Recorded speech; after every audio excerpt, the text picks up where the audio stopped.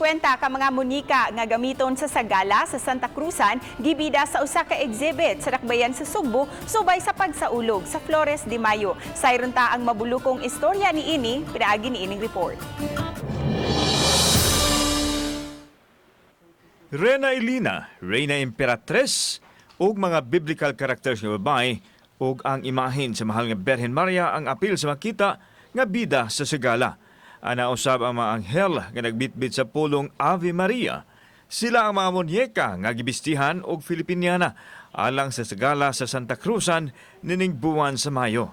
Kote og detalyado ang bisti nga ginama sa ritaso sa mga ukay-ukay nga gipangbutangan og crystals aron mas munindot nga daw realistic tan-aon. Mugna kini sa 57 anyos nga si Glenn Mayol, usa ka accountant nga usa ka tuig na niya kini gipangandaman sukad nagsugod ang pandemya. Sa okay-okay, kanang mga blouses sa okay-okay. And then ako ra po nagkalingaw og panahiani na mga in a span of 1 year. Dako og natabang nga dili ma-stress ang pagkabisi ni Mayol sa iyang mga obrang sagala nga monyeka. Labaw sa tanan, naghatag usab kini og inspirasyon ilabi na sa mga bata nga wa na makatambong sa mga kalihukan sa Flores de Mayo sukad na hitabo ang pandemic. Mo ni sila akong pangtanggal stress when I'm stressed with work usually kanang mo ni magkalingaw ko og kanang ukit-ukit og mga sinina.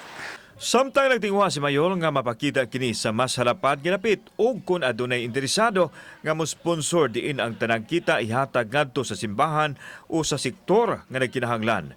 Nahaom ang 50 ka monyekang sagala sa ika-500 ka tuig nga paghangop sa Kristyanismo sa nasod. This is my way of sharing my talent and showing other people nga kanang although maybe tanaw na to nga lisod pero kaya ra gyud kung gusto nato. So, ang iyang gibuhat has a cause also to help the church also in time of the pandemic. Kauban si Cleofer Lumayag, ako si Alan Domingo. Balitang Bisdak.